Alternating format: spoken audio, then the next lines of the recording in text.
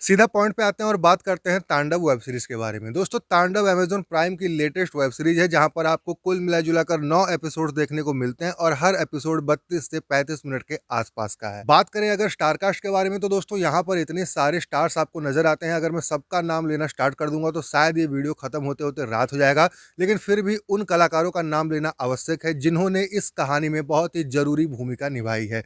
सबसे पहले दोस्तों यहाँ पर सैफ अली खान, तिग्मासुम धूलिया, सुनील ग्रोवर, डिंपल कपाड़िया, गौहर खान, डीनो मोरिया सिर्फ चुम्मा-चाटी करने के लिए और मोहम्मद जीशान आयूब, जो शायद यहाँ पर कन्हैया कुमार का रोल प्ले कर रहे हैं। अब हम बात करें कहानी अथवा प्लॉट के बारे में, उससे पहले मैं थोड़ा-सा ज़िक्र करना चाहूँगा तांडव के आईएमडीबी रेटिंग के बारे में कि क्यों तांडव को इतनी कम रेटिंग मिल रही है और क्या वजह है कि इस वेब सीरीज़ को इतना घटिया रिव्यू दिया जा रहा है आईएमडीबी पर, और साथ ही साथ बैन तांडव के पीछे का जो मेन रीज़न है, उसके बारे में भी थोड़ा-सा हम लोग बात कर लेते हैं। तो दोस्तों, यहाँ पर तांडव वेब सीरीज़ के स्टार्टिंग में ही मोहम्मद जीशान आयूब का जो एंट्री का जो सीन है, उस सीन में बहुत ही बुरी तरीके से, बहुत ही अपमानजनक तरीके से शिव भगवान और राम भगवान का मज़ाक उड़ाया गया है। दैट्स व्हाई दोस्तों, इस सीरीज़ के मेकर्स के ऊपर और इस सीरीज़ के जो एक्टर्स, राइटर्स हैं, उन सभी के ऊपर लोगों का गुस्सा फूट रहा है। दैट्स व्हाई यहाँ पर ऐसी रेटिंग मिल रही है। और इसके अलावा भी दोस्तों, ये जो शो है, इस शो में कोई भी बड़ा नयापन, कोई भी बहुत अच्छी एंटरटेनिंग चीज़ या कोई भी इंटरेस्टिंग पॉइंट आपको इस सीरीज़ में देखने को नहीं मिलती है।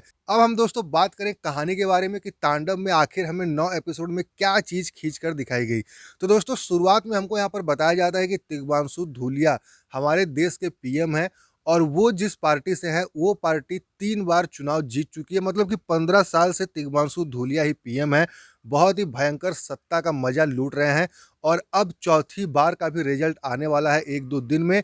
और इस बार भी तिग्मांशु धूलिया की जो पार्टी है, जिस पार्टी का नाम जेएलडी शायद यहाँ पर बताया गया है, तो ये पार्टी चौथी बार भी चुनाव जीतने वाली है और 300 प्लस सीटों से चुनाव जीतने वाली है। उसके बाद दोस्तों, यहाँ पर हमें बताया जाता है कि समर प्रताप सिंह, ये किरदार प्ले किया है सैफ अली खान ने, जो कि तिग्मांशु धूलिया के बेटे हैं और वो पीएम कैंडिडेट हो सकते हैं। पीएम के लिए उनका भी चेहरा काफ़ी लोगों द्वारा पसंद किया जा रहा है। लेकिन साथ ही साथ यहाँ पर जो पार्टी है, उसके अलग सोच है, अलग विचार हैं। जैसे कि यहाँ पर तिग्मांशु धूलिया स्टार्टिंग में ही कहते हैं कि अगर ये पीएम बना तो लोकतंत्र खत्म हो जाएगा वगैरह वगैरह। मतलब कि उस तरीके की बातें जो आजकल कांग्रेस करती है बीजेपी के लिए, उस टाइप की बात यहाँ पर तिग्मांशु धूलिया कर रहे होते हैं अपने बेटे सैफ अली खान के लिए। लेकिन सैफ अली खान भी एक बहुत बड़े पॉलिटिकल खिलाड़ी हैं, बहुत ही माहिर खिलाड़ी हैं, जो ऐसे-ऐसे खेल खेल रहे होते हैं कि जिसका कुछ भी मकसद समझ में नहीं आ रहा होता है। जो वो काम कर रहे होते हैं, उसका कुछ भी मोटिव भी समझ में नहीं आ रहा होता है। जैसे कि स्टार्टिंग में ये एक सीन है जब सुनील ग्रोवर जाते हैं 2 पुलिस वालों के पास और ये माहौल होता है बहुत ही बड़ा किसान आंदोलन का, बहुत ही भयंकर तरीके का आंदोलन हो रहा होता है, बहुत ही सारी भीड़ होती है और यहाँ पर सुनील ग्रोवर 3 नाम देते हैं पुलिस वालों को कि भैया इन 3 लोगों को मार डालो, और ये 3 मुस्लिम नेम्स होते हैं। जिसके बाद वो पुलिस वाले इन 3 में से 2 लोगों को मार देते हैं। तो यहाँ पर सुनील ग्रोवर, जो कि राइट हैंड है सैफ अली खान के, तो बिना सैफ अली खान के कुछ कहे वो तो करते नहीं होंगे, तो ये ऑर्डर सैफ अली खान का ही रहा होगा। तो ये 3 लोगों को मरवा के वो क्या करना चाहते थे, ये इसका जवाब कुछ भी आपको आगे-पीछे देखने को नहीं मिलता है। मतलब कि इन 3 लोगों को मार के वो क्या करना चाहते थे? विपक्ष को मौका देना चाहते थे कि पार्टी को नीचा दिखाओ, या मतलब क्या करना चाहते थे, इसका कोई भी जवाब आपको देखने को नहीं मिलता है।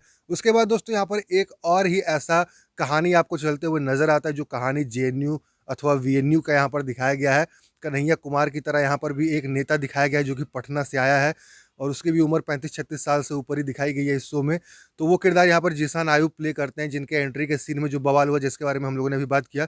तो वो इस सीरीज़ में एक उभरते हुए नेता आपको दिखाए गए हैं, जो कि काफ़ी पावरफुल भाषण करता है और उसकी बातों को लोग सच मानते हैं और वो हज़ारों लोगों को अपनी बातों से यकीन दिला देता है।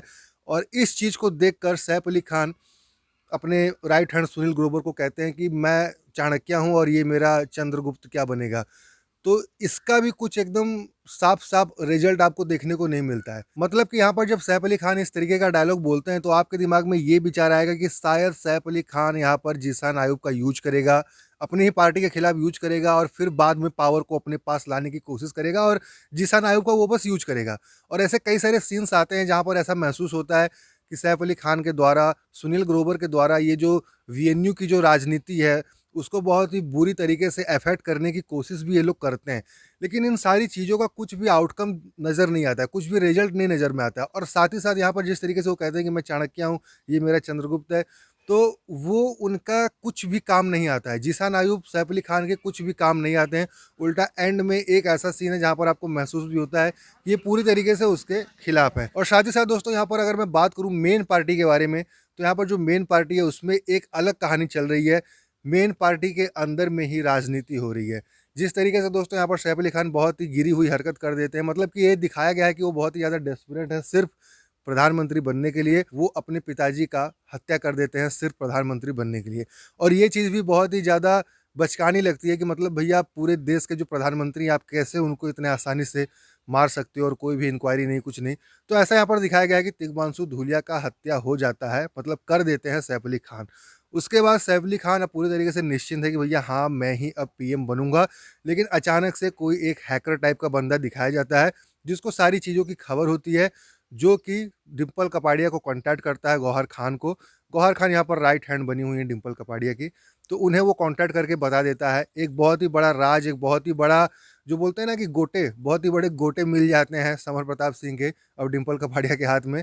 तो अब डिम्पल कपाड़िया ब्लैकमेल करती हैं समर प्रताप को, मतलब कि सैफ अली खान को। उसके बाद अब यहाँ पर सैफ अली खान मजबूर हो जाते हैं और उन्हें डिम्पल कपाड़िया को एज़ ए पीएम अनाउंस करना पड़ता है। मतलब कि ऐसे ही होता है कि वो लोग बोलते हैं कि हाँ भैया अब यही बनेंगी। तो इसके बाद भी जो पार्टी है, जो भी लोग यहाँ पर मौजूद हैं, जो लोग जीत के आए हैं, उन सबको उम्मीद होती है कि भैया हाँ, मुझको ये मिनिस्ट्री मिलेगी, मुझको वो मिनिस्ट्री मिलेगी।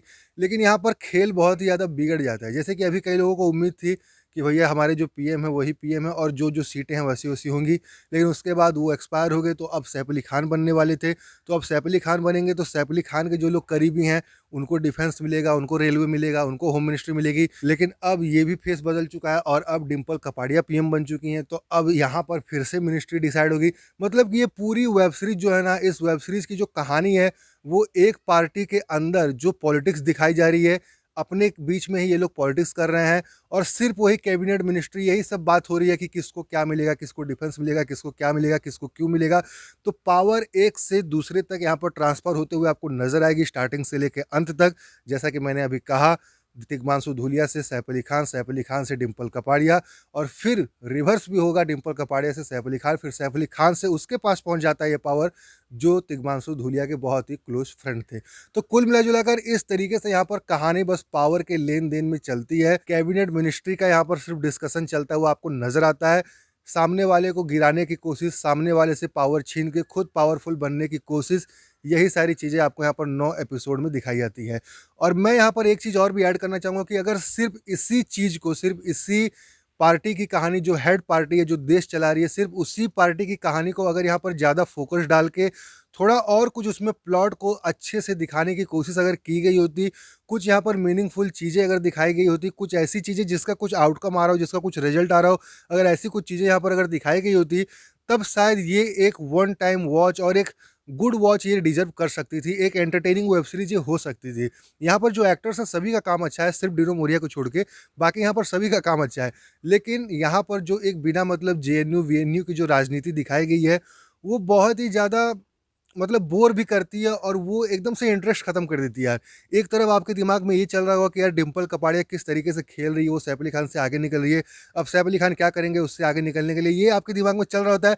तो ऐसे ही तुरंत यहाँ पर वीएनयू, जेएनयू की जो राजनीति घुसेड़ दी जाती है बिना मतलब, वो आपका इंटरेस्ट, आपका धैर्य पूरी तरीके से खत्म कर देता है। दैट्स व्हाई ये जो शो है उतना मुझको अच्छा नहीं लगा और ना ही उतना इंटरेस्टिंग लगा। उल्टा ये मुझको बोरिंग लगने लगा सिर्फ जीएनयू और वीएनयू की राजनीति के चलते। तो दोस्तों आखिरी बात मैं तांडव वेब सीरीज़ के बारे में यही कहना चाहूँगा कि इस शो में एंटरटेनमेंट बहुत ही कम है। ऐसे कुछ ही सीन हैं जो शायद आपको अच्छे लग सकते हैं, लेकिन फिर भी ये पूरी तरीके से एंटरटेन करने में नाकामयाबी होती है। यहाँ पर सैफ अली खान, डिम्पल कपाड़िया, सुनील ग्रोवर जैसे एक्टर्स हैं, जिनका काम अच्छा है, जिनके काम के चलते आप एक बार इस सीरीज़ को चांस दे भी सकते हो। लेकिन फिर वही बात कि यहाँ पर एंटरटेनमेंट के नाम पर आपको वही चीज़ देखने को मिलेगी, जो चीज़ के ऊपर बॉलीवुड ने पता नहीं कितनी सारी फ़िल्में बना दी। ऐसी घिसी-पिटी कहानी आपने कई सारी देख ली। ये पावर वाला जो गेम है ना, पावर पाना है, पावर छीनना, ये टाइप का गेम आपने कई सारी फ़िल्मों में देख लिया है। दैट्स व्हाई यहाँ पर जो कहानी है उसमें ना ही कोई उतना ज़्यादा एंटरटेनमेंट है, ना ही उतना कुछ इंटरेस्टिंग पॉइंट्स आपको इस शो में देखने को मिलता है।